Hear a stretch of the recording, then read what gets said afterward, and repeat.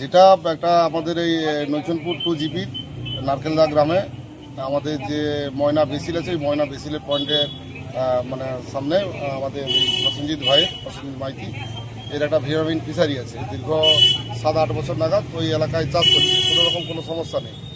কিন্তু কালকে আমাদের একটা পলিটিক্যাল প্রোগ্রাম ছিল, যেহেতু আমাদের রাজনৈতিক দল করে, ও কালকে এই কর্মসূচিতে চলে যায়। কিন্তু যখন রাত্রে ফিরে এসে যখন ভিটামিন ফিশারিতে যায়, তখন গিয়ে দেখে মাছগুলো সব লাফাচ্ছে। ও তখন কিছু বুঝতে না পেরে বা কী হয়েছে না বুঝতে পেরে ও টেকনিশিয়ানদের মতো মানে ফোনে যোগাযোগ করে ট্রিটমেন্টের ব্যবস্থা করে। কিন্তু তার মধ্যে কিছু মাছ মানে মরে পড়ে যায় বা মাছ লাফিয়ে উঠে যাচ্ছে। পরে আশেপাশে বিষের গন্ধ, একটা বিষক্রিয়ার গন্ধ হয়।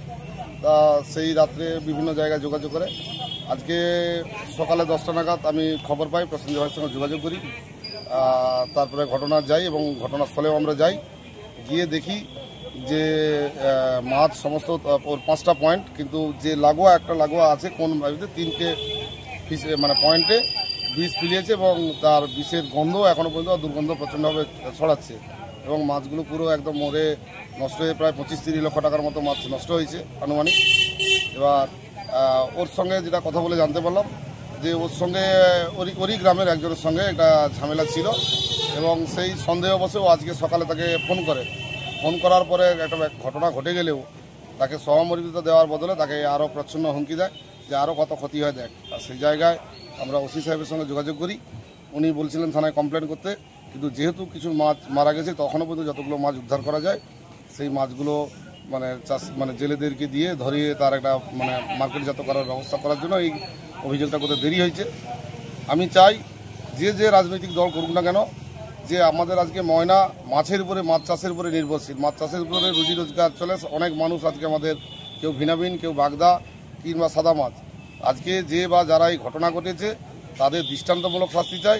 যদি সে কোনো রাজনৈতিক দলের ছত্রছায়া থেকে থাকে, আমি যেটা এলাকায় গিয়ে জানতে পারলাম ও শাসক দলের ছত্রছায়া আছে, তবে আমি চাইব ময়নার সার্বিক উন্নয়নের থাকবে এবং এই ঘটনা যাতে আর না ঘটে, একে পুলিশ আইনিগতভাবে তার ব্যবস্থা নেবে এবং তার দৃষ্টান্তমূলক শাস্তি হলে অবশ্যই এলাকায় আরও যারা চাষ আছে, যাতে ময়নার বাদ থেকে অনেকজন চাষি এসে এলাকায় চাষ করে, তারাও যাতে সুষ্ঠুভাবে চাষ করতে পারে, এই ব্যবস্থা গ্রহণের জন্য আবেদন করছি।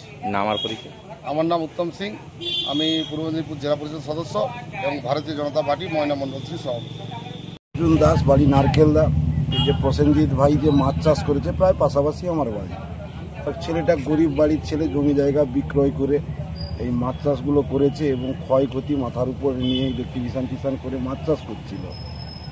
কিন্তু এই ধরনের যে জঘন্যতম যে কাজগুলো যে করতেছে, এতে শুধু যে একটা চাষিকে যে চাষ নষ্ট করা এটা কিন্তু নয়, এটাকে অর্থনৈতিকভাবে তাকে ধ্বংস করে দেওয়ার যে রাজনীতি, এই যে প্রচেষ্টা, এই প্রচেষ্টাগুলোর বিরুদ্ধে আমরা আজকে ময়না থানাতে এসেছি। ওসি সাহেব নেই বর্তমানে, ওনার ইন্ট্রাকশন নেওয়া চলছে। আমরা চাচ্ছি যে সর্বতভাবে এই রকম ধরনের যে মানে একে কী বলা যেতে পারে, দুষ্কৃতকারী, ইনার মানে শাস্তি, কঠোরতম শাস্তি যে কিভাবে পাওয়া যায়। এবং আমি অসংখ্য মাছ চাষি ভাইদের কাছে অনুরোধ করব গোটা ময়নায় যে এই ধরনের কাজের যাতে ঘৃণার চোখেতে সেই সব ব্যক্তিকে দেখা হয়, ধিক্কার জানানো হয়।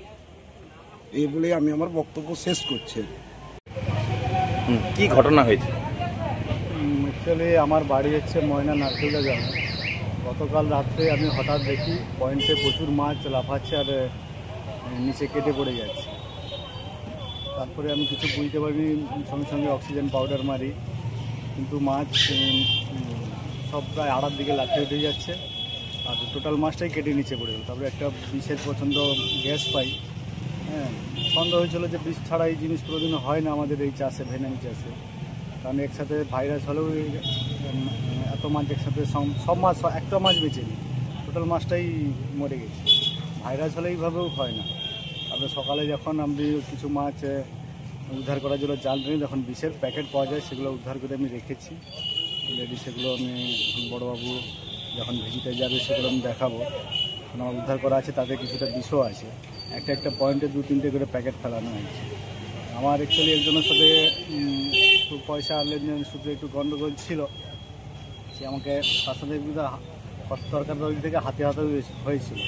সে আমাকে হুমকিও দিয়েছিল, আমিও তখন আর কিছু বলিনি। তো আমাদের যে ভিলেজ পুলিশ আছে রবিবাবু, ওকে আমি বলছিলাম যে একটা কমপ্লেন করবো বলে। তারপরে উনি আমাকে বলছেন ঠিক আছে চলো, কিন্তু আমি সময় করতে পারি আসেনি বলে আর করা হয়নি।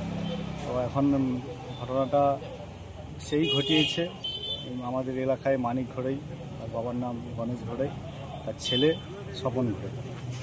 ওরাই এই ঘটনাটা ঘটেছে, ওরাই আমাকে হুমকি দিয়েছে, নাহলে আমার এলাকার সাথে আমার সবার সাথে গুড ডিল আছে, কারোর সঙ্গে কোনো গণ্ডগোল নেই। হ্যাঁ, আমার মিনিমাম 20 থেকে 25 লাখ টাকার মাছ নষ্ট করে দিয়েছে। আমি চাই যথাযথ শাস্তি, এই জিনিস যেন কারোর সাথে না হয়, কারণ আমার জীবন মরণের ব্যাপার নিয়ে এটা টানাটানি করে দিয়েছে। মানে আমি অ্যাকচুয়ালি একটা মধ্যবিত্ত বাড়ির ছেলে, চাকরির জন্য একটা ফেসেও গিয়েছিলাম, তারপরে কিছুটা ঘুরে দাঁড়িয়েছিলাম, তারপরে আমাকে সর্বশান্ত করে দিয়েছে। আমি ওর কঠোর শাস্তি চাই, এই দৃষ্টান্ত যেন শুধু ময়না না পশ্চিমবাংলা। আপনার নাম আর বাড়িটা? আমার নাম হচ্ছে প্রসেনজিৎ মাইতি, বাড়ি নারকেলদা, ময়নাপুর। মানে মাছটাকে ভেজেছে এখানে ভেজেছে।